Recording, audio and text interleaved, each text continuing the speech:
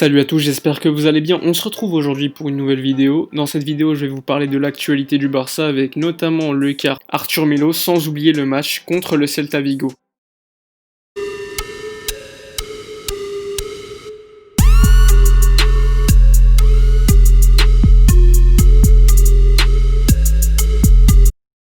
Je vais donc commencer par parler du cas Arthur Melo qui a évidemment fait parler énormément de monde ces dernières semaines. Depuis 2-3 jours, ça a énormément bougé puisque maintenant, on le sait, Arthur Melo va s'engager avec la Juventus de Turin avec un contrat de 5 ans avec un salaire annuel de 5,5 millions d'euros net par an. Donc en quelque sorte, il va tripler son salaire par rapport à celui de Barcelone, sachant qu'en plus, la fiscalité italienne est beaucoup plus favorable que celle en Espagne. Alors pourquoi Arthur Melo a finalement cédé à la Juventus de Turin? Tout simplement parce que le Barça depuis quelques semaines lui demande de partir. Évidemment, le Barça voulait tout d'abord se débarrasser d'Ivan Rakitic et Arturo Vidal, mais aucun club européen était disposé à les prendre avant le 30 juin. Et donc le Barça a été obligé d'une certaine manière de se débarrasser d'un joueur qui a une grosse valeur marchande, Arthur Melo. Mais évidemment, en plus de la vente d'Arthur, en contrepartie, la Juventus de Turin va céder Pjanic et 10 millions d'euros. Donc évidemment, à court terme, comme je l'ai expliqué dans la vidéo qui est sortie hier, c'est évidemment positif pour le Barça économiquement à court terme, mais à moyen terme et à long terme, c'est pas vraiment une opération financière positive. Sportivement, il ne faut pas oublier qu'en plus de cela,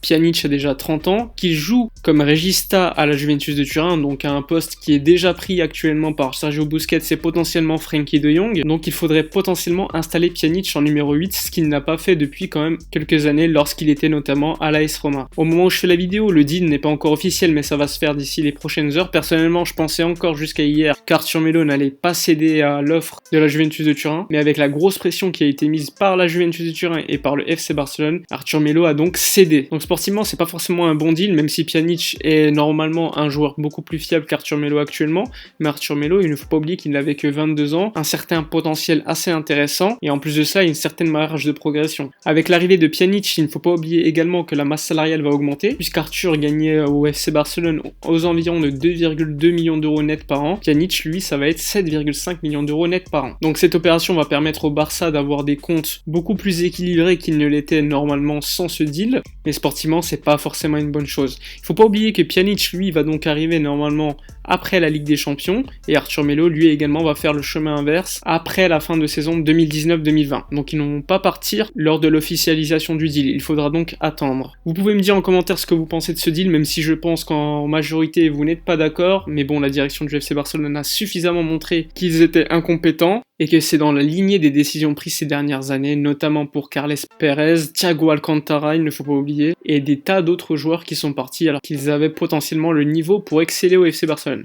Enfin bref, on va revenir sur le match contre Vigo, qui va donc se dérouler ce samedi à 17h, donc ça fait longtemps qu'on n'a pas vu un match du Barça à 17h, ça va être assez intéressant à décrypter, surtout que le Celta Vigo depuis quelques semaines, enfin depuis la reprise, est en forme puisqu'ils luttaient pour rester en Liga, et maintenant ils ont largement pris de l'avance sur le premier relégable qui est Mallorca, avec notamment ces dernières semaines une victoire 6-0 contre Alaves ou encore une victoire lors du dernier match contre la Real Sociedad sur le score de 1-0. Concernant le Barça, puisque le Real Madrid a gagné lors du match contre Mallorca, le club catalan est donc repassé second à égalité avec le Real Madrid, qui est donc leader grâce à la différence de but particulière puisqu'ils avaient battu le Barça à Bernabéu sur le score de 2-0. Depuis la reprise, on peut le dire, le Barça est quand même en difficulté, même si c'est beaucoup mieux que sous l'ère Valverde. Il ne faut pas oublier que les derniers mois sous Valverde étaient catastrophiques dans le jeu. Alors oui, certes, sous Quique Setién, on s'attendait à beaucoup mieux, mais si on décrypte le jeu par rapport à celui de Valverde, il y a du mieux. Bon, vous allez me dire que c'est pas très difficile, et je suis plutôt d'accord. Le Barça a gagné à Mallorca, à Leganés, a fait match nul contre Séville et a gagné difficilement contre Bilbao. Et donc parmi ces 4 matchs depuis la reprise, on peut pas dire qu'on ait vu un grand Barça, on a vu énormément de lenteur dans le jeu avec pas mal d'actions qui ne se terminaient pas avec une frappe. Cependant, le Barça ne prend plus de buts, même s'il y a quand même des occasions dangereuses créées par l'adversaire. Ça fait donc depuis 2017 que Marc-André Ter Stegen n'avait pas encaissé lors de 5 matchs de suite, ce qui reste quand même assez intéressant. Après, au niveau offensif, on a vu qu'il y avait encore des problèmes puisque le Barça attaquait beaucoup trop dans l'axe sans utiliser les côtés, et si en plus lorsqu'on utilise les côtés, il n'y a pas de grand dribbleur comme Jordi Alba qui dribble jamais son vis-à-vis, lui est plutôt un joueur qui va centrer directement, et de l'autre côté on a Nelson Semedo, Sergi Roberto, on ne peut pas dire que les côtés vont être dangereux. C'est pour cela qu'un ailier pour moi me paraît obligatoire, donc c'est pour ça qu'Ansu Fati, selon moi, mérite d'être titulaire titulaire. Déjà parce que ce qu'il montre sur le terrain est quand même assez intéressant et différent des autres joueurs. Et en plus de cela, c'est une question de profil. On ne peut pas demander à Antoine Griezmann de coller la ligne et de dribbler son vis-à-vis. Il va jamais le faire, alors qu'Ansu Fati, lui, va potentiellement le faire. Même si parfois il ne va pas réussir à dribbler, au moins il va écarter le jeu et donc libérer potentiellement plus d'espace dans l'axe pour Lionel Messi, Luis Suarez et d'autres joueurs. Pour en revenir sur le match contre le Celta Vigo, on va revoir certains joueurs, notamment Rafinha qui est en prêt au Celta Vigo et qui devrait signer ces prochains jours pour une somme avoisinant la clause libératoire qui est de 16 millions d'euros. On pourra voir également un joueur comme Denis Suarez ou encore Murillo qui n'a rien montré au Barça mais qui est très en forme au Celta Vigo, sans oublier évidemment le coach Oscar Garcia qui a été formé par le FC Barcelone, qui a entraîné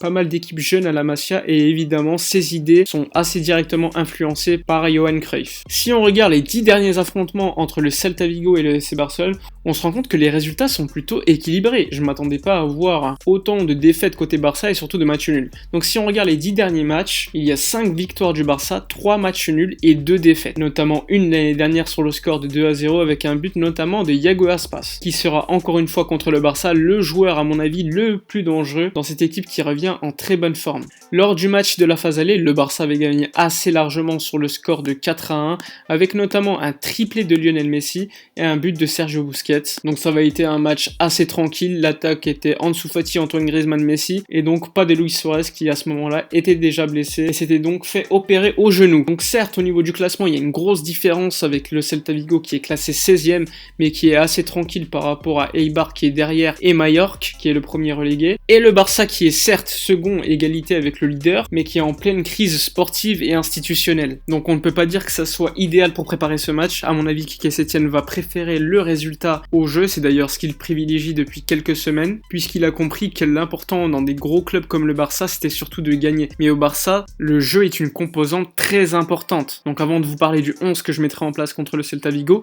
on va quand même revenir sur les blessés. Avec côté Barça, l'absence d'Ousmane Dembélé qui est toujours blessé, la blessure de Frenkie de Jong qui devrait revenir dans 11-12 jours, et ensuite il y a également l'absence de Sergio Busquets qui est suspendu suite au carton jaune qu'il a pris lors du match contre Bilbao. Sans oublier évidemment la blessure de Sergio Roberto qui devrait être out pour le match contre le Celta Vigo, sauf surprise. Côté Celta Vigo, il y a 2 absents, Sergio Alvarez le gardien qui est blessé et David Junca qui est blessé à l'épaule. Donc sans tarder, voici le 11 que je mettrai en place contre le Celta Vigo avec sans surprise au but le gardien Marc-André ter Stegen, en défense centrale Clément Lenglet, Gérard Piqué. D'ailleurs Piqué lors du match contre Bilbao avait ressenti quelques gênes à l'adducteur mais finalement pas de blessure pour lui. À droite Nelson Semedo et à gauche Jordi Alba. Donc pas de grande surprise de ce côté-là.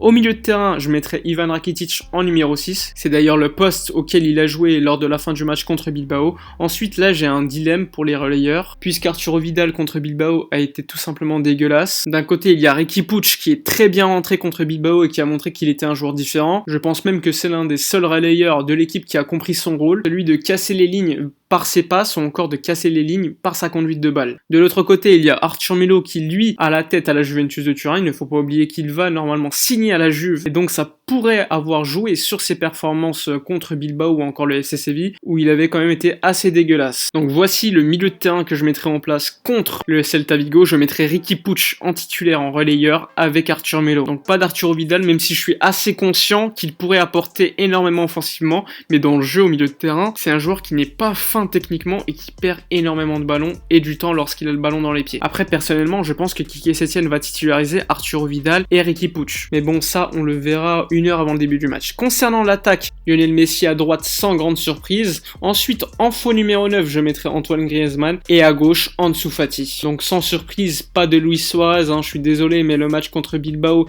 il a encore montré qu'il n'était pas au niveau, que ça soit physiquement et techniquement.